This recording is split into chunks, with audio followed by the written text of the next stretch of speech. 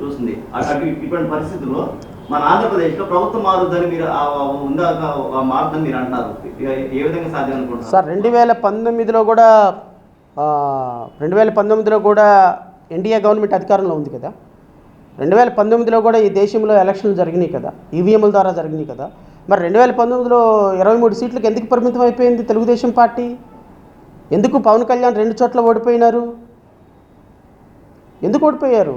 అంటే 2023లో ఆంధ్రప్రదేశ్ తెలంగాణలో జరిగిన 4 ఉప ఎన్నికల్లో తెలుగుదేశం మన జనసేన పవన్ కళ్యాణ్ పార్టీకి భారతీయ జనతా పార్టీ కలిసి పోటీ చేస్తే ఎన్ని ఓట్లు వచ్చినాయి? 2000 ఓట్లు వచ్చినాయి. కూకటపల్లిలో 4 కాన్స్టిట్యున్సీలో పోటీ చేస్తే 4 కాన్స్టిట్యున్సీలో కలిపి కూడా 10,000 ఓట్లు దాట్లా భారతీయ జనతా పార్టీకి జనసేనకి. మంగళగిరిలో 470 ఓట్లు వచ్చినాయి, 470 ఓట్లు వచ్చినాయి అని నా మీద ట్రోలింగ్ చేస్తున్నారు. మరి పవన్ కళ్యాణ్ భారతీయ జనతా పార్టీతో కలిసి పోటీ చేస్తే 2000 ఓట్లు రాలేదు 2023 సంవత్సరంలో. మన 2024లో ఆయనకి 21 సీట్లు రాలేదైంది. ఏ ఎలక్షన్కి ఆ ఎలక్షన్ డిఫరెంట్ సార్.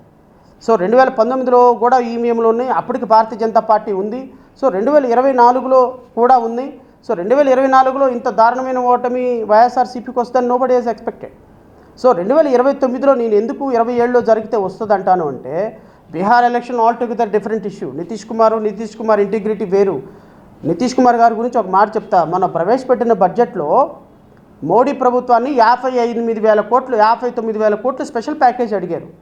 ఎందుకంటే ఈరోజు కేంద్ర ప్రభుత్వం బతుకుతున్నది నితీష్ కుమార్ చంద్రబాబు నాయుడు యొక్క మద్దతుతోనే.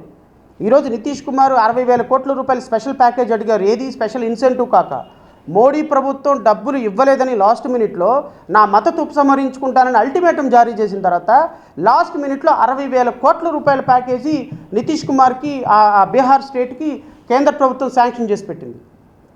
అంటే అతని రాష్ట్రం కోసం ఫైట్ చేసే విధానం అలా ఉంటుంది. ఈ దుర్మార్గుడు చంద్రబాబు నాయుడికి పవన్ కళ్యాణ్కి ఉందా? 15,000 కోట్ల రూపాయలు అమరావతికి అప్పిస్తే అసెంబ్లీలో శాల్వా కప్పుకొని చప్పట్లు కొట్టించినారు వీళ్ళు ముగ్గురు కలిసి. ఈ రాష్ట్రానికి అప్పిస్తేనే చప్పట్లు కొట్టించి మోడీకి సాష్టాంగ పడిపోయి నమస్కారాలు పెడుతున్న వీళ్ళు ఎక్కడ? 60,000 కోట్ల రూపాయలు స్పెషల్ ప్యాకేజ్ తెప్పించుకొని మోడీని శాసించే నితీష్ కుమార్ ఎక్కడ? సో నితీష్ కుమార్కి బీహార్ స్టేట్కి ఈ స్టేట్కి చాలా సంబంధాలు ఉన్నాయి, చాలా వ్యత్యాసాలు ఉన్నాయి. ఈ రాష్ట్ర ప్రభుత్వం రాష్ట్ర ప్రజల పట్ల పరిపాలించే విధానం పట్ల వీళ్ళకి అధికారం రాదు అనేటువంటి స్పష్టత అయితే నేను ఇవ్వదలుచు. సరిపోదు సార్. చంద్రబాబు జగన్మోహన్ రెడ్డి అని అనేవాళ్ళు ఇద్దరు దాదాపు మోడీని నమ్ముతున్నారు, ప్రజలు నమ్ముతున్న పరిస్థితి లేదని చెప్పేసి కొంతమంది వాదన చేస్తున్నారు. అది కూడా దురదృష్టమే. జగన్మోహన్ రెడ్డి గారు గెలిచినా 25 సీట్లు మోడీకి ఇస్తారు, చంద్రబాబు నాయుడు గెలిచినా 25 సీట్లు మోడీకి ఇస్తారు. ఇదంతా ఎందుకు వస్తుంది అంటే కేంద్ర ప్రభుత్వంలో ఉన్నటువంటి ఒక స్ట్రాంగ్ పొలిటికల్ పార్టీగా ఎన్డీఏ గవర్నమెంట్లో భారతీయ జనతా పార్టీ ఉన్న కారణంగా జరుగుతున్నటువంటి ఇది. రేపొద్దున ఈ ఎన్డీఏ గవర్నమెంట్ కూడా ఇప్పుడు బొటాబెటీ మెజారిటీతోనే ఉంది సార్. ఇప్పుడు ఈ రెండు ఎన్డీఏ కూడా భారతీయ జనతా పార్టీ కూడా స్పష్టంగా సింగిల్ లార్జెస్ట్ పార్టీ కాదు. నేనేమంటానంటే మన శత్రువు బాగా వీక్ అయినప్పుడు, ఇప్పుడు ఏ వృక్షం లేకపోతే ఆవుదు వృక్షమే మహావృక్షం అంటారు మన తెలుగులో సామెత. అలాగే కేంద్ర ప్రభుత్వంలో కాంగ్రెస్ పార్టీ ఏం లేదు కాబట్టి భారతీయ జనతా పార్టీ ఎదిగిపోతుంది. కాంగ్రెస్ పార్టీ ఆ పొలిటికల్ పనికిమాలిన పాలిటిక్స్ మారి ఆ ఏసీ రూమ్లో రాజకీయాల్లో నుంచి బయటకు వచ్చి ఆ మాయావతిలాగా ఏసీ రూమ్లో కూర్చోకుండా రాహుల్ గాంధీ కూడా బయటకు వచ్చి ప్రజల్లో ఉంటే, ప్రజల్లో చైతన్యం తీసుకొస్తే కాంగ్రెస్ పార్టీ బతుకుద్ది.